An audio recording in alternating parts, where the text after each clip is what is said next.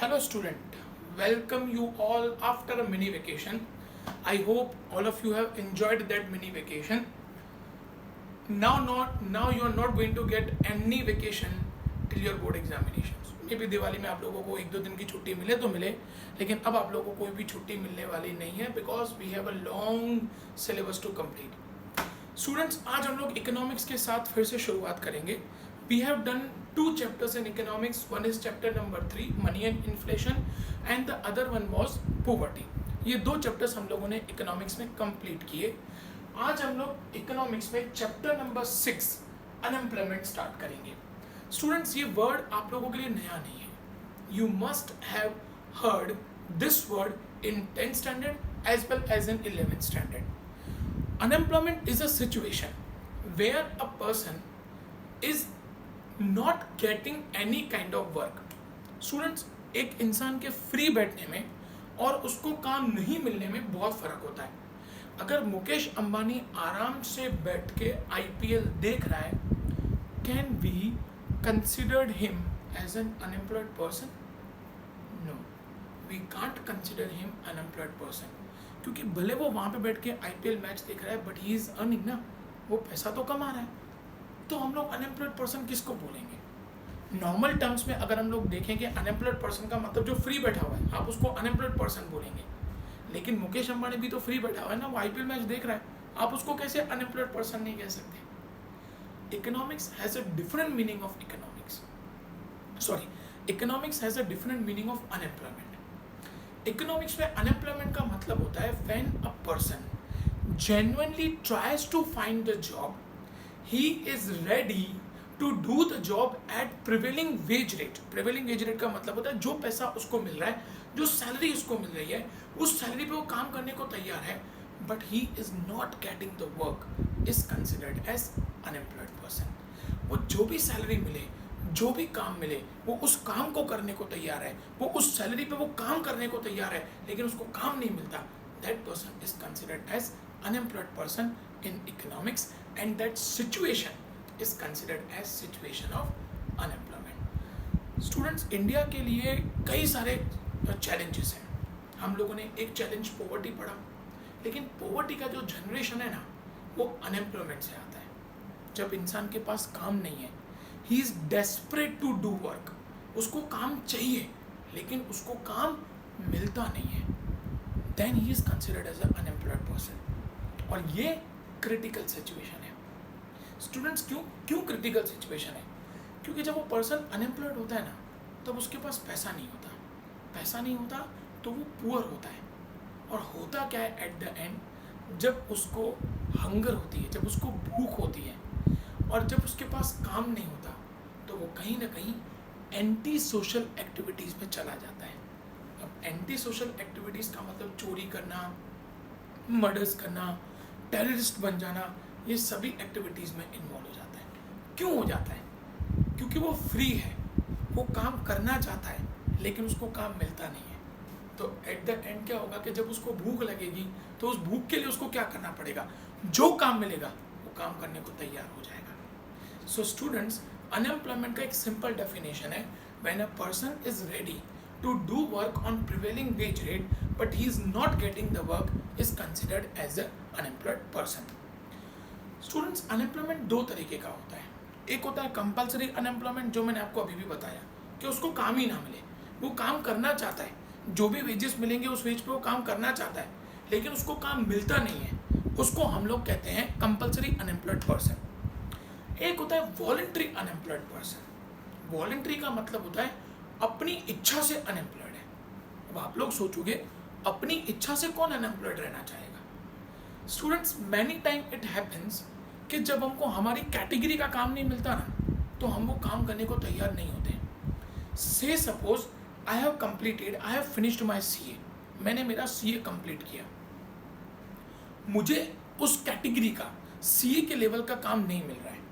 Someone is offering me a job as an accountant, as an clerk, maybe मैं join नहीं करूँगा, क्योंकि मुझे मेरी कैटेगरी का, मुझे मेरे लेवल का काम चाहिए. मैंने CA किया हुआ है ना, तो मुझे CA के लेवल का काम मिलना चाहिए.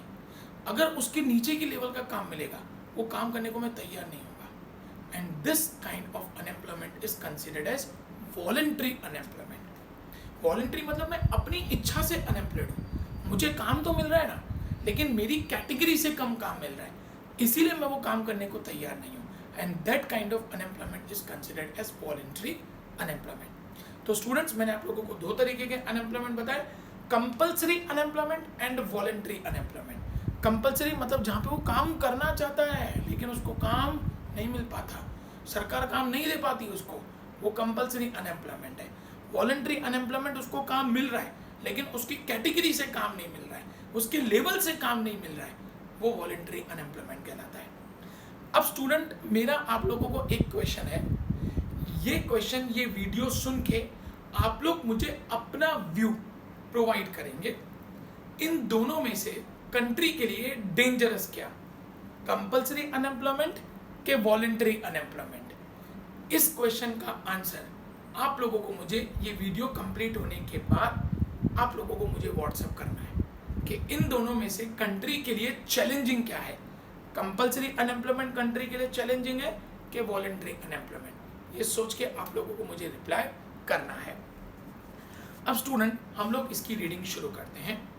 In recent years, most of the nations of the world are facing economic and social problems like poverty, unemployment, inflation and depression. ये लगभग सभी कंट्रीज में प्रॉब्लम चल रहा है. पॉवर्टी है, अनएम्प्लॉयमेंट है, क्योंकि ये सब चीज़ें एक साथ जाती हैं. इन्फ्लेशन है, डिप्रेशन है, मंदी आएगी मतलब इंडस्ट्रीज बंद होंगी, इंडस्ट्रीज बंद होंगी तो अनएम्प्लॉयमेंट आएगा, अनएम्प्लॉयमेंट आएगा तो पॉवर्टी आएगी. ये सब सिचुएशंस एक साथ जाती हैं. तो आज कई सारी कंट्रीज हैं जो इन सिचुएशंस को फेस कर रही हैं. World is worried about these problems. It is fact that each nation has tried to solve these problems in their own manners, but still now these problems can not be solved completely. हर country अपने अपने level पे इन problems को solve करने की कोशिश कर रही है, लेकिन अभी तक इन प्रॉब्लम्स का कोई प्रॉपर सॉल्यूशन हमको मिला नहीं है. Developed and developing countries have economically developed but could not attain full employment.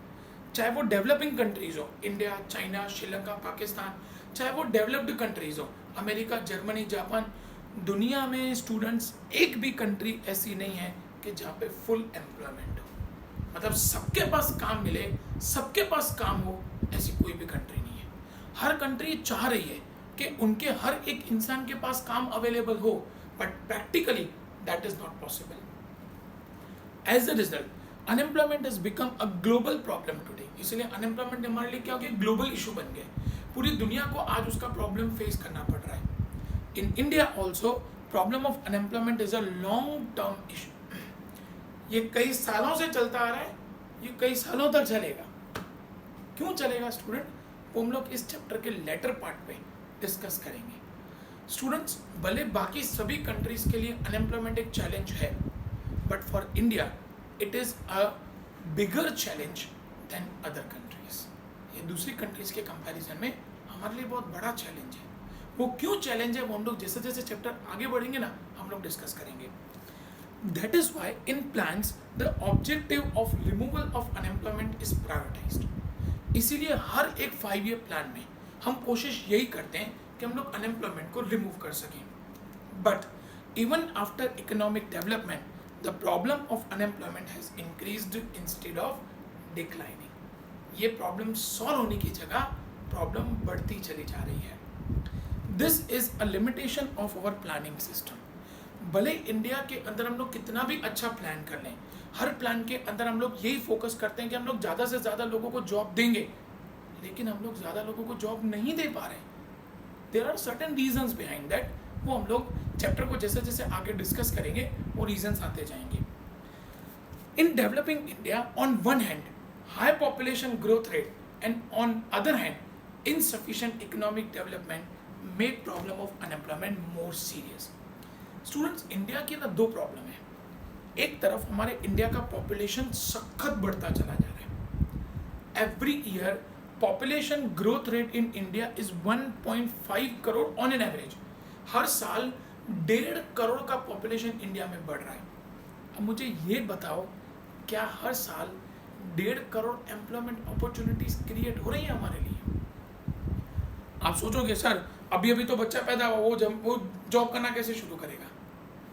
वो जॉब करना शुरू नहीं करेगा, लेकिन आज से 20 साल पहले जिस बच्चे ने 2000 में जन्म लिया होगा, तभी भी अपना पॉपुलेशन का ग्रोथ सेम था 1.5 करोड़, आज तो वो काम करने को तैयार हो गया ना। जिस बच्चे ने 2000 में 1999 में जो 1.5 करोड़ लोगों ने बच्चों ने जन्म लिया था, आज वो काम करने को तैयार हो चुके हैं।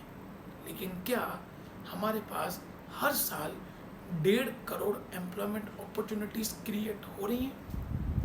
It's a very big question for you and for government. हमारे पास हर साल 1.5 करोड़ नए बच्चे आ रहे हैं जो काम करना चाहते हैं, जिनको हम लोग कहते हैं फ्रेशर्स, जिन्होंने अपना ग्रेजुएशन कंप्लीट किया, मास्टर्स कंप्लीट किया। कुछ ऐसे बच्चे हैं जिन्होंने बीटेक किया, बैचलर्स इन टेक्नोलॉजी किया, बीएससी किया, इंजीनियर बने, डॉक्टर्स बने। लेकिन क्या हम उन सबको जॉब दे पा रहे हैं? Students, just go on Google and find the data find करना कि हर साल हम कितने लोगों को जॉब दे पा रहे हैं। 1.5 करोड़ लोग, 1.5 करोड़ फ्रेशर्स, 1.5 करोड़ यंगस्टर्स हर साल काम करने को तैयार होते हैं, लेकिन हम उनको जॉब दे पा रहे हैं हार्डली 15 लाख 20 लाख।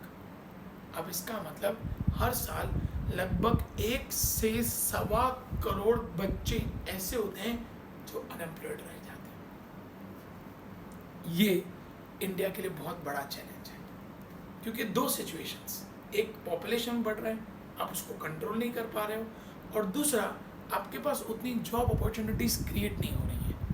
इसीलिए अनएम्प्लॉयमेंट इंडिया जैसी कंट्री के लिए एक बहुत बड़ा चैलेंज बनता जा रहा है। Meaning of unemployment in common parlance, unemployment is a situation where a person is willing to work but doesn't get work. Simple term में एक इंसान काम करना चाहता है लेकिन उसको काम मिलता नहीं है, हम उसको अनएम्प्लॉयड पर्सन बोलेंगे। Unemployment is not only a problem of labour but other factors of production can also be unemployed. सिर्फ लेबर अनएम्प्लॉयड नहीं होता है, आपके पास एक ज़मीन पड़ी हुई है, फ्री पड़ी हुई है, वहाँ पे कुछ नहीं हो रहा है, वो भी अनएम्प्लॉयमेंट है। आपके घर में 2 लाख रुपया पड़ा हुआ है, उसमें से आपको कुछ रिटर्न नहीं मिल रहा है, वो भी अनएम्प्लॉयमेंट है। कोई भी factor of production, land, labour, capital, entrepreneur, अगर वो फ्री बैठा हुआ है, उसमें से आपको कुछ इनकम जनरेट नहीं हो रही है, वो अनएम्प्लॉयमेंट है। But commonly unemployment is seen in relation to labour only, लेकिन हम लोग जो पढ़ेंगे यहाँ पे वो लेबर के साथ related. So here we will define unemployment keeping in mind labour according to professor Pigou. Professor Pigou क्या कहते हैं? A person can be called unemployed only when he is willing to work but is not able to find work. वो काम करना चाहता है, जो भी उसको पैसा मिले उस पैसों पे वो काम करना चाहता है, लेकिन उसको काम मिलता नहीं है, उसको हम लोग कहते हैं unemployed person, and that situation is considered as a situation of unemployment. In short, unemployment is a situation where a person is ready and capable of working at current wage but does not get work. वो current wages पे काम करने को तैयार है लेकिन उसको काम मिलता नहीं है, that person is considered as unemployed person. According to above definition, at current wage rate, a person is eager and ready to work but is deprived of work, then he is said to be unwilling unemployment or compulsory nature of unemployment. वो काम करना चाहता है, उसको काम मिलता नहीं है, हम उसको अनविलिंग अनएम्प्लॉयमेंट या कंपल्सरी अनएम्प्लॉयमेंट कहते हैं। Similarly, if a person is not willing and ready to work and not getting work, then he is not said to be unemployed. उसको काम नहीं करना है, उसको बस घर पे बैठे रहना है, you can't consider that person is an unemployed person. वो वॉलंटरी अनएम्प्लॉयड पर्सन है, वो अपनी इच्छा से घर बैठा है। मे बी उसको काम नहीं करना होगा, मे बी उसकी कैटेगरी का काम नहीं मिलता होगा, तभी वो काम करने को तैयार नहीं होगा, but that person is not considered as unemployed person. This type of person is said to be voluntary unemployed. जो अपनी इच्छा से घर बैठा है, जो काम करने को तैयार नहीं है, that is considered as voluntary unemployed person. According to this definition, children, elderly people, बच्चे, ये वॉलंटरी अनएम्प्लॉयड है, बच्चा तो काम करने जाएगा नहीं, एल्डरली पर्सन हैं जिनकी एज 60-65 के ऊपर है, वो भी काम करने के लिए जाएंगे नहीं। हाउसवाइफ हैं, वो भी काम करने के लिए नहीं जाएंगे। तो they are voluntary unemployed person, जो अपनी इच्छा से घर बैठे हुए हैं, या मे बी वो काम करने की कैटेगरी में नहीं आते, इसीलिए हम लोग उनको अनएम्प्लॉयड पर्सन कंसिडर नहीं कर सकते। According to this definition, children, elderly people, weak people and people who do not want to work are not part of the active force but cannot be said unemployed. This voluntary unemployment is not a problem. मैंने जो question बोला था उस question का answer आपको मिल गया। Voluntary unemployment is not a problem for country. Country के लिए सिर्फ कंपल्सरी अनएम्प्लॉयमेंट ही बहुत बड़ा इशू है, क्योंकि वॉलंटरी तो अपनी इच्छा से घर बैठा है ना, उसको तो काम ही नहीं करना। तो वो हमारे लिए चैलेंज कैसा, वो हमारे लिए प्रॉब्लम कैसा? हमारे लिए प्रॉब्लम है कंपल्सरी अनएम्प्लॉयड पर्सन, जो काम करना चाहता है लेकिन हम उसको काम नहीं दे सकते। The term unemployment is understood in terms of supply of active workforce. Unemployment उन लोगों के साथ कनेक्टेड है जो काम करना चाहते हैं। अब स्टूडेंट, जो सप्लाइड वर्कफोर्स है, सप्लाइड वर्कफोर्स का मतलब है जो काम करने की कैटेगरी में आते हैं। अब काम करने की कैटेगरी में कौन लोग आते हैं? जिनकी उम्र 15 साल से लेकर 64 ईयर्स तक है। अगर 64 ईयर्स के अबव का कोई पर्सन अनएम्प्लॉयड है, हम उसको अनएम्प्लॉयड नहीं कहेंगे। 15 साल से छोटा कोई बच्चा है, वो अनएम्प्लॉयड है, हम उसको भी अनएम्प्लॉयड कंसिडर नहीं करेंगे। Active workforce supply includes people in the age group of 15 to 64 years. 15 से लेकर 64 साल की उम्र के बीच के जो लोग हैं, वही हमारे लिए एक्चुअली अनएम्प्लॉयड पर्सन कंसिडर हो सकते हैं अगर उनके पास काम नहीं है तो। From the meaning of unemployment, it can be said that unwilling unemployment or compulsory unemployment is only a problem. In India also, unemployment has become a serious economic problem. An unemployed person is economy dependent and cannot live in society with dignity. Students, ये एक बहुत खराब चीज़ है society के लिए। जब कोई person unemployed होता है ना, तो पैसा तो नहीं कमा रहा है, लेकिन उसकी वजह से क्या होता है ना, उसकी जो सोसाइटी में रिस्पेक्ट है ना, वो ख़त्म हो जाती है।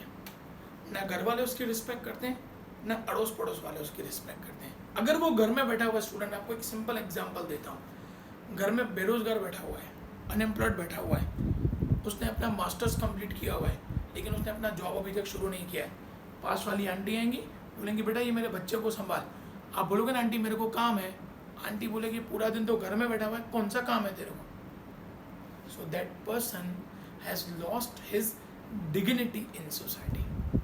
स्टूडेंट्स, आपकी सोसाइटी में डिग्निटी पता है किससे आती है? आपकी डिग्निटी आती है काम करने से। कहीं पे भी काम करो, काम कभी छोटा या बड़ा नहीं होता, लेकिन काम करना इम्पोर्टेंट है। स्टूडेंट, जब धीरू भाई अंबानी ने काम करना शुरू किया था, वो एक पेट्रोल पंप पे अटेंडेंट थे। उन्होंने कभी नहीं सोचा कि मेरा काम छोटा है, लेकिन वही पेट्रोल पंप का अटेंडेंट एक दिन पेट्रोकेमिकल कंपनी का मालिक बन जाता है। काम कभी कोई छोटा बड़ा नहीं होता, काम करना इम्पोर्टेंट होता है, क्योंकि जो पर्सन काम नहीं करता ना, उसकी सोसाइटी में रिस्पेक्ट नहीं होती, उसकी डिग्निटी खत्म हो जाती है। तो इकोनॉमिकली तो नुकसान है ही, लेकिन कहीं ना कहीं सोसाइटी के लिए वो सोशल नुकसान कर रहा है, वो सोशल लॉस कर रहा है, उसकी रिस्पेक्ट खत्म हो जा रही है। That is why problem of unemployment is not only an economic problem but can create social, ethical and political problems. लेकिन उसके साथ साथ social और ethical problems भी create हो जाती हैं। अब स्टूडेंट्स, हम लोग types of unemployment next video के अंदर डिस्कस करेंगे। Thank you.